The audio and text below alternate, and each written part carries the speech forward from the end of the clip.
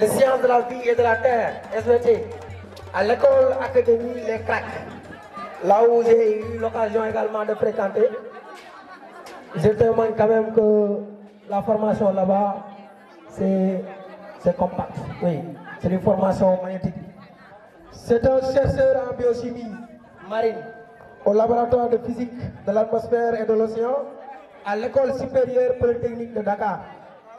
Pour rappel, là-bas, c'est par sélection. Donc, juste pour dire que son parcours est exceptionnel. C'est un homme qui est ici présent, un homme quand même qui a eu le souci de rehausser un tel collectif. Un collectif d'engagement divers parce que de l'héritage à la diversité de nos parcours, il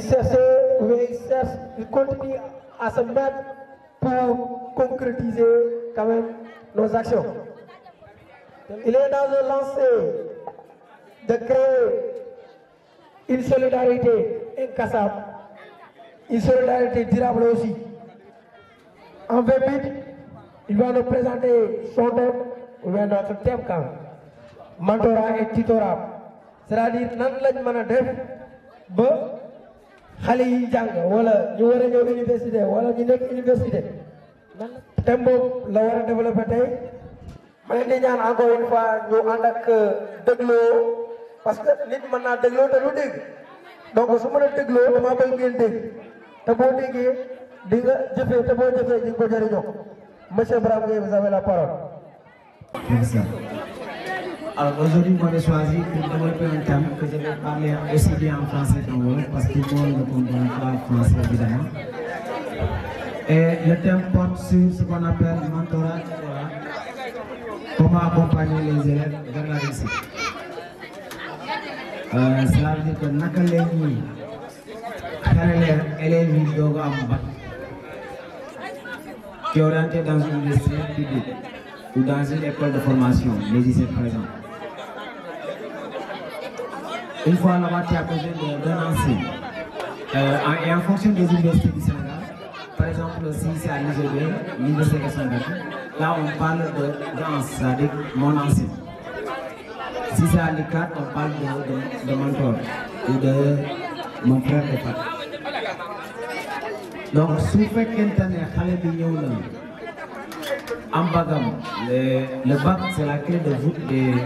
de la réussite. Comme on le dit, c'est la clé de voûte de toutes les institutions. Parce que quand vous avez le bac, la majeure partie des concours s'ouvre à vous.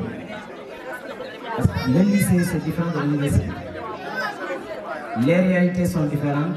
l'enseignement est différent également, et le milieu est très très différent. C'est comme pour un bac en fille, voilà, bon, comme BFM. Jóge ci seen bi dem Taïba Niassène wala mu dem Nioro wala Porokhane wala Dinguiraye wala Paoskoto je sais pas wala Kaolack dëkk bi ñu dem foofu bokkul dëkk bi ñu xamoon dund bi du benn nit ñi ñu dundee du benn culture yi peut-être amaan na du benn et en ce moment là élève bi dafa war a adapté en fonction du milieu pour mu mën a jàng mën a réussir dans le milieu boobu. Alors pour ce faire, je vais commencer d'abord par le milieu universitaire. Si xale bi demee université ñu dégloo Omar Guess, coordinateur passeur de la commune de Taïba Niassène. Nous avons également la présence de Abibou Niass, on est pareil aussi.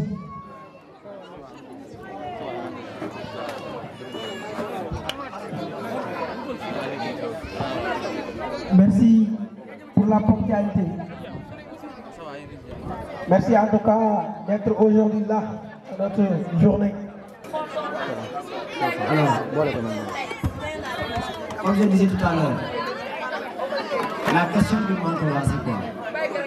Ça veut dire quand vous avez le bac, vous êtes dans un milieu où vous n'avez pas les mêmes réalités. Parce que la réalité universitaire est très différente de la réalité que nous vivons aussi dans nos localités. Et à l'université, il y a beaucoup de cultures, il y a des religions différentes, il y a des cultures différentes, il y a des gens qui vivent de manière différente. Donc tous ces individus-là se retrouvent dans un milieu où ils sont obligés d'avoir une commune, où également ils sont obligés de se surpasser de certaines décisions, de certaines croyances pour que certains d'entre nous pouvoir vivre en paix, en solidarité, afin de pouvoir réussir. Alors, quelqu'un qui est comme moi, qui vient d'ici, qui n'a l'université antérieure, il va tenir des gens qui viennent de Ziguinchor, des gens qui viennent de la sous-région africaine, certainement des gens qui viennent hors de l'Afrique. Et tous ces gens-là, vous êtes dans le même amphithéâtre, par exemple, vous voulez étudier. Vous n'avez pas les mêmes considérations, vous n'avez pas les mêmes religions. Ok. Voilà, maintenant, qu'est-ce qu'il faudra faire pour réussir? C'est pourquoi dès même, on a créé les associations étudiantes. Et si vous avez un milieu de l'Université du Sénégal, par exemple, si vous avez une association régionale, départementale, communale, ou même si vous étiez ici, vous avez beaucoup de lien, si vous avez un lien. Parce que nous avons fait tout mais bon, tout le monde est bon. Et là, c'est valable même pour à l'international. Il y a quelqu'un qui est là, qui connaît, qui est en France. Donc, comment ça se passe? Même vous faites que moi, je suis de Bissau, qui n'est que du Fouta, l'autre n'est que du Foulabou, ou de la Casamance. Si nous sortons tous du pays, en Europe pour étudier, il y a une association, c'est pour les Sénégalais de l'essayer. Pour les dajaloo di waxtaan di mën a dimbalante di xool ki nga xam ne am na problème mu lekk wala feebar na wala bëgg na jàngam am na si problème naka lañ koy dimbali. Loolu moo tax ñu créer question de mentorat d'abord association yi ñu teg ci ay mentorat diw mooy sa pare diw mooy sa pare. Pare boobu da lay expliquer très souvent day nekk par exemple yéen a bokk même département wala même faculté moom su ñëwee yow man par exemple su ma ñëwee ORTAB nekk sama pare daf may expliquer ne ma fii lii moo fi am jàng bi nii la cours yi nii lay demee man nii la amoon ci fascicule daaw wala livre wala document am ma jox la day jël alors que document yoroo yow yaa ngi doog a ñëw même boo amee bourse génnagul amaan na doo am moyen pour jënd ko mais soo amee problème boo ñëwee si moom mu ne noonu defal lii ak lii ak lii objectif du lenn parce que moom bi ñu fa jiitoo loolu lañ ko tegoon ci condition yooyu ba mu màgg ba réussir yow soo ñëwee moom mën la teg ci condition yooyu loolu mooy tax nga gis le système de plan de temps c'est-à-dire que quand moi je suis logé à l'université su ma ñëwee am sama rakk bu ñëw wala sama mbokk bu ñëw bu ñëwee ma logé ko le temps moom mu codifié am chambre peut-être war na jógee fu sori war na jógee Kër Mbaye Fall Tivaouane Peulh wala feneen wala jàng si distance bi day sori day tardé léegi bu ñëwee yow da nga koy héberger moo tax da ngay nekk chambre bi nombre yu bëri te loolu noonu da ngay dimbale pour suba moom après su demee ba am logement yow suba boo amee beneen rakk bi ñëw au lieu mu ñëw si yow fan ko booleeg moom kon loolu charge bi day kii c'est-à-dire que les étudiants sont très solidaires maanaam loolu ndimbalaat dëgg la social dëgg la parce que laal la yéen a bokk localité loolu mooy question de mentorat maanaam diw moo sama mentor boo demee fonction des universités ñu ne diw moo sama ans kooku grand nga koy jàppee wala sœur nga koy jàppee moom moo lay wax réalité fi nekk moo lay dimbale ba teg la ci yoon moom objectif bi lenn kese la moom mu teg la ci yoon yow nga mën a réussir soo réussir moom da ciy kontaan ndax day xam ne suba man ak diw bi ñu ñëwee université man kat lañ ko dénkoon maa nekkoon mentor am na lu ma def si moom ba tey alhamdulilah réussir mu ngi nii dem am na diplôme dem na il fait autre chose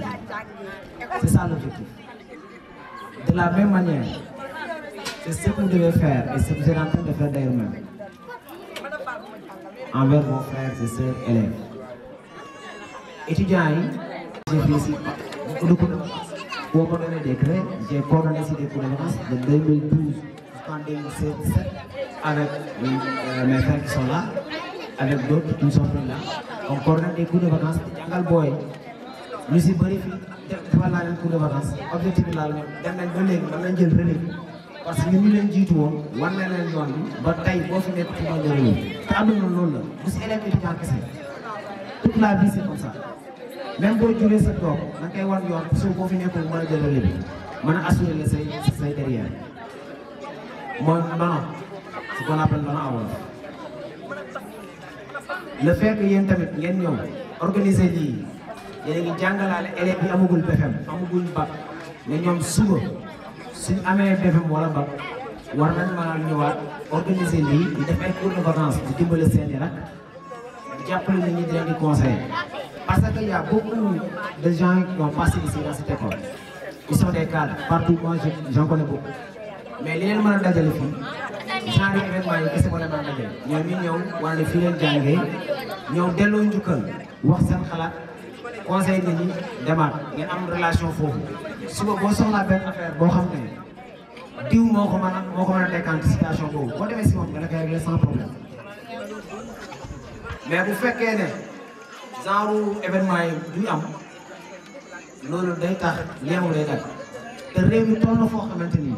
ndaw ñi ñoo yor réew mi te ndaw moo yor réew ndaw moo yor réew te ay ndaw rek ñoo fi nekk te dañoo war beneen gis-gis bu bees fu ñu mënti bokk xam-xam bu ñu mënti am localité bi gox bi kenn duñu ko defaral kenn du jógee fële ñëw di ko defaral mënul nekk c'est possible ñun ñu fi dëkk dans la commune de Taïba Niassène Prokhane Nioro Diri Paoskoto ñu ñooy defar le département du Nioro ñun ñoo mën a tënku taxaw liggéey jàng arabe français menuisier ñu nga am xam-xam rek am sa métier boo wéeroo mën a dimbale sa gox la nga ko mën a dimbale dajaloo si association si mel nii xool koo xam ne mën nañ ko jiital mu mën a nekk seen kàddu au niveau des décideurs pour mën leen jàppale c'est-à-dire dafa am lu bëri lu ñu manqué woon ñun dama ci yokk tuuti ci thème bi parce que ça s'arrêtait un peu si élèves étudiants mais dama koy yaatal teg ko si ndaw yi boo nekkee ndaw la jeunesse c'est de 18 à 35 ans alors la commune le département la région de Kaolack ndaw ñoo ko war a defar te ndaw bu yeewoo rek ba muus day mën a xam lu mu bëgg xam nu mu koy amee ak ban yoon lay jaar pour mën ko def mais bul toog ne si man waruma def yow non parce que bi ñu waxee conférence bi waroon naa ñëw mais dama toog parce que c'est une obligation pour ma def ndax njukkal la école bi laa jàngee fi laa def kon su ma waxee benn affaire moom man dama ko war a def man je vois que c'est une obligation man loolu laa def kon genre yu demee nii dafa baax et c'était très rare de le voir ici nous nous l'avions fait c'était en 2010 depuis 2010 peut-être comme il y a le collège qui est là et le collège mais pour l'association des ressortissants du lycée je pense que c'est la première édition si je me trompe donc nañ continuer di am chaque année la première organisation il y a toujours des failles mais nañ continuer di am ngeen ci dugal ñëpp di ci impliqué ñëpp di ci yëgal ñi ngeen ko war a yëgal les autorités les cadres qui sont là te tey ñun ñoo war a impliqué pour transformer ce pays-là et on nous a donné une très grande place dans cette agenda de transformation de ce pays ak foo mënti bokk xam-xam boo mën a am métier boo mën a am dañoo war a changer suñu dëkk changer suñu gox changer réew wax na ko moom dafa yàgg Sénégal changé wu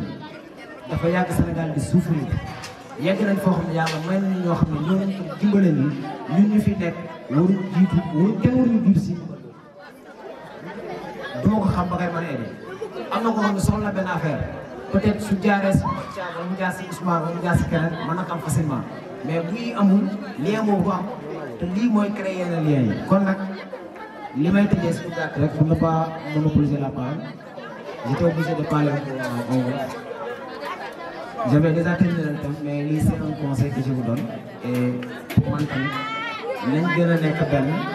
di gën a yàggal yi di gën a saxal gën a organiser wu dañ ci dugal autorité yi bu baax a baax xam nañ ñun ñoo moom suñu gox ñoo koy defar suñu bopp